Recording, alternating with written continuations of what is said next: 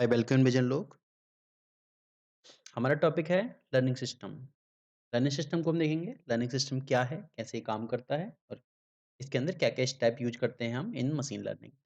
तो इससे पहले हम देखें तो एक्चुअल में जो मशीन लर्निंग है, उसमें उससे पहले हम देखेंगे कि मशीन लर्निंग से पहले जो हम सिस्टम यूज़ करते थे, उसमें सिंपल सा एक कांसेप्ट था कि हमने अपना कोई भी सिस्टम बनाया, ठीक है?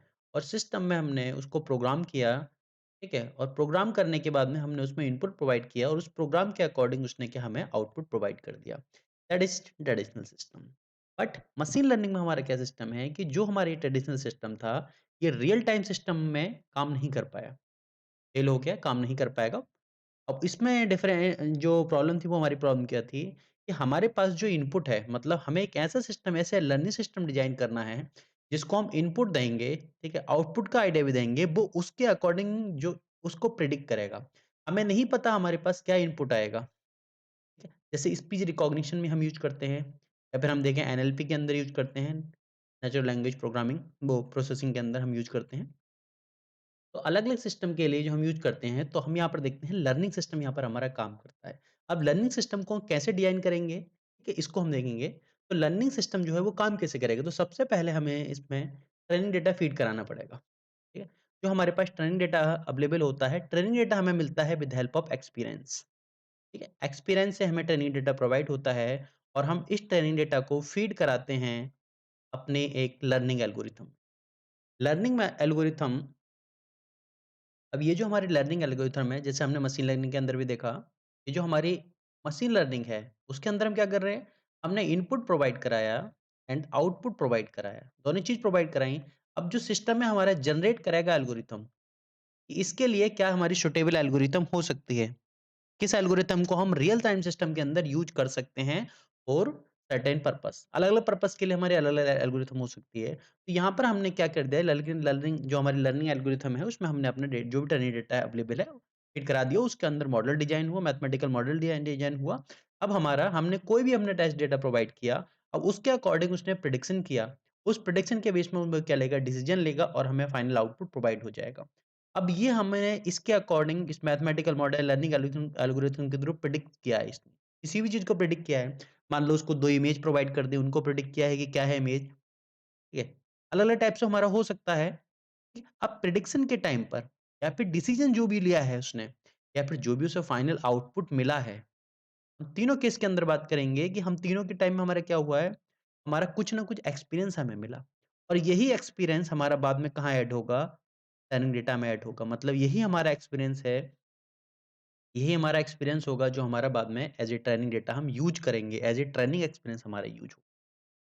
तो हम किसी भी सिस्टम को अगर कोई भी लर्निंग डिज़ाइन सिस्टम हमें डिज़ाइन करना है, ठीक है? कोई भी लर्निंग सिस्टम हम डिज़ाइन करेंगे तो उसके लिए हमें 3 चीज़ों की रिक्वायरमेंट है। पहली चीज़ है कि exact type of knowledge to be learn. हमें वो एग्ज़ैक्ट टाइप ऑफ नॉलेज चाहिए होगी जिसको हमें लर्न करना है, जिसके बेस पे हम किस चीज़ को प्रेडिक्ट करेंगे, ठीक है? मतलब इसी को हमने बोला है target function. Exact type of knowledge that is called target knowledge और टारगेट फंक्शन। अब उसके बाद में हमारा representation for this target knowledge. अब इस टारगेट नॉलेज को किस टाइप से रिप्रेजेंट किया जाएगा, कहाँ रिप्रेजेंट किया है उस टाइम, अब उसके अकॉर्डिंग डिज़ाइन हो गया हमारे एक एल्गोरिथम या लर्निंग मैकेनिज़्म हमारा डिज़ाइन होगा, ठीक है? तो इस टाइप से हमारा एक सिस्टम हमारा डिज़ाइन हो रहा है। अब जैसे हमने सिस्टम में देखा कि हमें कोई टास्क प्रोवाइड कर दिया, मान लो कि हमें कोई टास्क दे दिया, अब इस जब कोई भी हमारा प्रोग्राम या कोई भी हमने एल्गोरिथम जो डिज़ाइन की है, अब वो इस टास्क को परफ़ॉर्म करेगी। मतलब उसका टारगेट क्या है, इस टास्क को परफ़ॉर्म करना। ठीक है? और टास्क जो परफ़ॉर्म करेगी विद हेल्प ऑफ एक्सपीरियंस जो इसने एक्सपीरियंस गेन किया है, मतलब हमारी जो एल्गोरिथम ने लर्न किया है from experience with respect to certain task.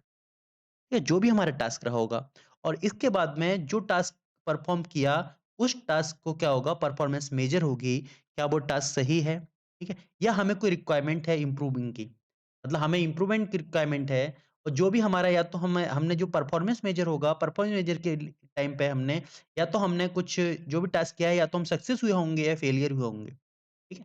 तो सक्सेस या फेलियर जो भी हमने परफॉर्मेंस मेजर किया, अपनी परफॉर्मेंस को मेजर किया, उस मेजरमेंट के अकॉर्डिंग ही हमारा क्या होगा, एक्सपीरियंस गेन होगा। तो ये हमारा यही सिस्टम हमारा चलता है मशीन लर्निंग के अंदर।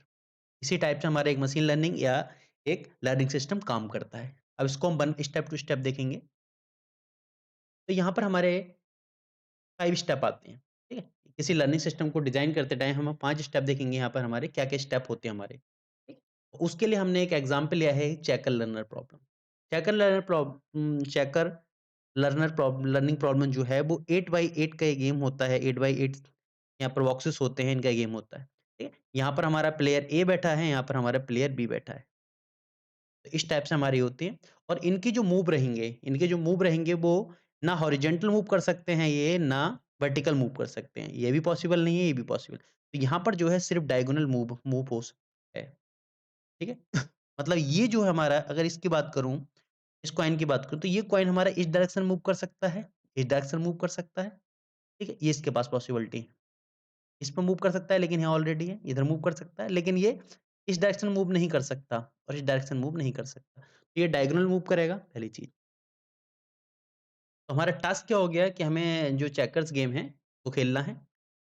अब इसकी परफॉर्मेंस कैसे मेज़र होंगे, हम कितने जो हमने नंबर ऑफ गेम खेले और कितने गेमों में हमने क्या है, वॉन हुआ मतलब कितने गेम हम जीत गए। ठीक है? अब जो हर गेम से हमने जो भी गेम खेला था या तो अपने अगेंस्ट ही खेला था या किसी अपोनेंट के खिलाफ खेला था। अपोनेंट हम खुद भी हो सकते हैं। उसके थ्रू जो भी हमारा टर्निंग स्पेन गेन हुआ, ठीक है? अब इस पूरे सिस्टम को डिज़ाइन करने के लिए हमें रिक्वायरमेंट होगी टारगेट फ़ंक्शन की और उस टारगेट फ़ंक्शन को कैसे हम रिप्रेज़ेंट करेंगे, ठीक है? तो उसको हम one by step by step देखेंगे। पहला हमारा आएगा choosing the training experience.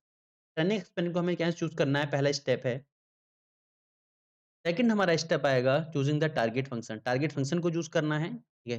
Choosing a representation for target function, choosing a function approximation for target function and then final design. तो इस टाइप से हमारा एक लर्निंग सिस्टम डिज़ाइन होगा। इनको हम वन बाय वन देखेंगे डिटेल में।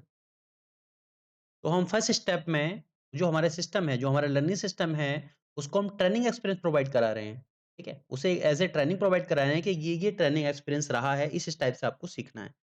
तो जो भी हम इनपुट डेटा प्रोवाइड करा रहे हैं उसको, उससे क्या कर रहा है वो ट्रेन हो रहा है। ठीक है? उसके बाद में क्या करेंगे हम टारगेट फ़ंक्शन को चूज़ करेंगे कि हमारा जो बेस्ट मूव है क्या रहेगा? मतलब क्या हमारा टारगेट फ़ंक्शन रहेगा जिसके ऊपर हमें काम करना है, जिसको हमें फ़ोकस रखना है जिसके ऊपर। ठीक है? हमारे पास अलग-अलग ऑप्शन हो सकते हैं। हमारे पास हर सिचुएशन की अलग-अलग हमारी चीज़ हो सकती है।